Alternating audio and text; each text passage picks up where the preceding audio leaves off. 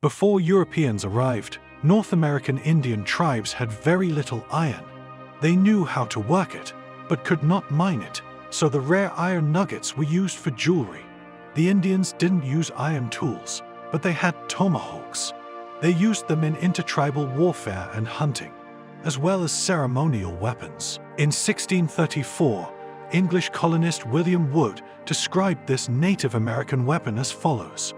A tomahawk is a club 2.5 feet long with a round, soccer ball-like pommel on the end. Another Englishman, the scientist-naturalist Mark Catesby, left a description of another type of tomahawk.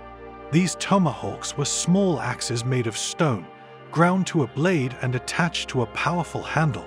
They could chop and were very useful both for warfare, for gouging out canoes, and for other mechanical purposes. With them the Indians fought and worked, but since the advent of iron axes, which the Indians still call tomahawks, they have laid aside their stone axes. The iron tomahawks come from the boarding axes that the Indians saw from the European sailors who came to them. From the very beginning of trade between aliens and aborigines, Indians wanted to get from Europeans small axes similar in size and weight to the weapons they were accustomed to. Demand, as we know, gives birth to supply.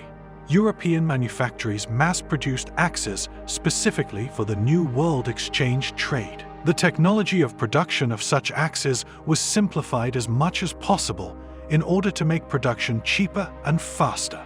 A strip of iron was bent around a metal bar to form an eye for the axe blade. The ends of the strip were welded together and the blade was forged.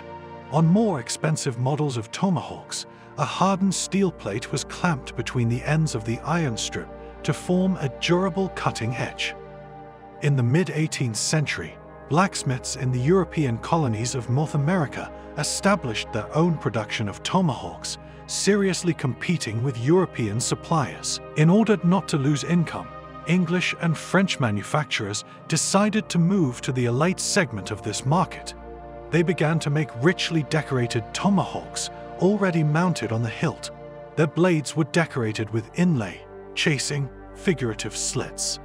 The handle was decorated with copper nails or rings. In addition to tomahawks of the classic form, there were models with chased claw or blade on the edge.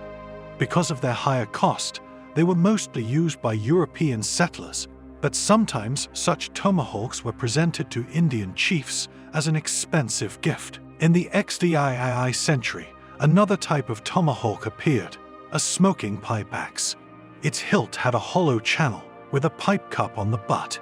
This hybrid became so popular among Indians that many tomahawk makers switched to producing this variety. Settlers in the colonies also made such tomahawks for sale to the Indians. The calyx of the tube was made from a gun barrel, or in the later period, from a brass cartridge case. The channel was burned into the soft core of the ash axe. There was also a simpler method, when the axe was glued from two halves. The simplest and cheapest tomahawks were called barter axes and were used not so much for combat use as a means of payment. They were sold without axes, and they were made of the worst iron. But there were also exclusive models, which differed not only in the quality of material, chasing, etc., but also in shape. For example, the so-called halberd tomahawks. They have their origin from boarding axes, which had a hook or spike on the shank. The shape of a tomahawk is similar to the tip of a halberd.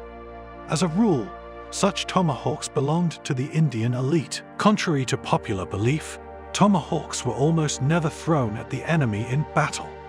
It was not a throwing weapon. It was used in close combat. Therefore, a belt loop was often attached to the handle of the tomahawk, which was put on the hand before the fight to make it harder for the enemy to dislodge the weapon.